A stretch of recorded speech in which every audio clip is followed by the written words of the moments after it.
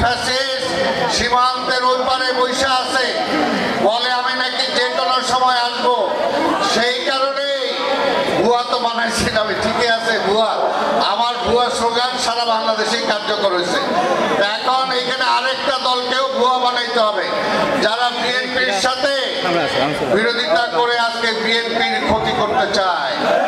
বিএনপির ক্ষতি হবে না ইনশাল্লাহ, জনগণ বিএনপির পক্ষে আছে। আছে জনগণ, এই দেশের স্বাধীনতা যদি বাঁচাতে রক্ষা করতে হয়, আমার ধর্ম, আমার টুপি, আমার দাড়ি যদি রক্ষা করতে হয়, প্রত্যেক ধর্মের মানুষকে যদি রক্ষা করতে হয়, তাহলে বিএনপি ছাড়া কোনো বিকল্প নাই। দেখেছেন তারেক রহমান কোন অন্যায়ের কাছে আপোষ করে নাই। আপনারা শুনেছেন কৃষিবিদ তুহিন একজন যোগ্য নাগরিক, একজন সৎ নাগরিক, একজন সৎ মানুষ, তার বিরুদ্ধে কিন্তু কোনো কোথাও জায়গায় কোনো দুর্নাম পাবেন না।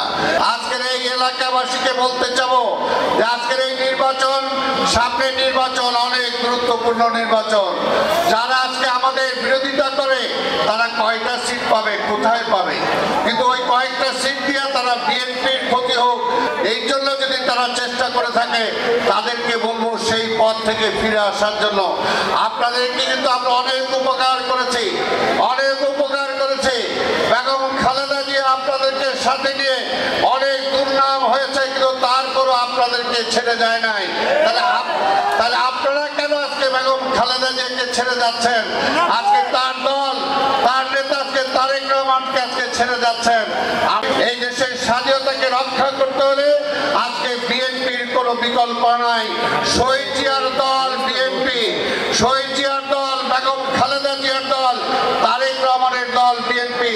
আজকে ওই ভারতকে যদি ঠেকাতে হয় অন্য কোনো দল দিয়ে হবে না। আজকে দেখেন সীমান্তে কয়দিন পর পর পুশিং করে, ওই পুশিং কি ভারতের কোন এজেন্সির লোকজন করে কিনা আমরা তো জানি না। তাই ভারতকে এখন পর্যন্ত এই সরকার একটা কঠিন ধমক দিতে পারে নাই। কঠিন ধমক দিতে হলে বিএনপিকেই দরকার। আমাদের পোর্ট আজকে দিয়ে দিতে চায় বিদেশিদের কাছে, কি কারণে দেবেন আমরা জানি না। আজকে ভারত তার লোকরা এখানে চাকরি করত, আজকে তার লোক যদি চাকরি করে 5 লক্ষ টাকা একই পদে বেতন পায়, বাংলাদেশিরা পাইতো মাত্র 1 লক্ষ টাকা। এইভাবে আবার এই বাংলাদেশটাকে ভারতের আধিপত্যে ফিরে দিতে চাই আমরা চাই না। যদি না চাই তাহলে আজকে বিএনপি ছাড়া কোনো বিকল্প নাই। এখানে আমরা দেখেছিলাম আমাদের কর্মী সভা ছিল, কর্মী সভা আজকে জনসভা মহাসভায় রূপান্তরিত হয়েছিল। আজকে শত বৃষ্টি বাদলকেও আপনাদেরকে ফিরাই দিতে পারছে? আমি তো বসেছিলাম, দেখি যে কয়জন থাকে। এখনো যারা আছেন অনেক দল মিলায়া, সারা জেলা মিলায়ও এত কর্মী করতে পারবে না, এত কর্মী করতে পারবে না। এই কর্মীরা পরীক্ষিত, গত 17টা বছরে বাড়িতে ঘুমাতে পারে নাই, ব্যবসা বাণিজ্য শেষ হয়েছে, অনেকে চাকরি চলে গেছে, কিন্তু তারপর জেলে গিয়েছে, মারা গিয়েছে, কিন্তু তারপরও কিন্তু বিএনপি ছেড়ে কেউ যায় নাই। পরীক্ষিত, কারণ বিএনপি করে সবাই এই দেশের জন্য, এই দেশের মানুষের জন্য, স্বাধীনতা রক্ষা করার জন্য, গণতন্ত্র ফিরে আনার জন্য।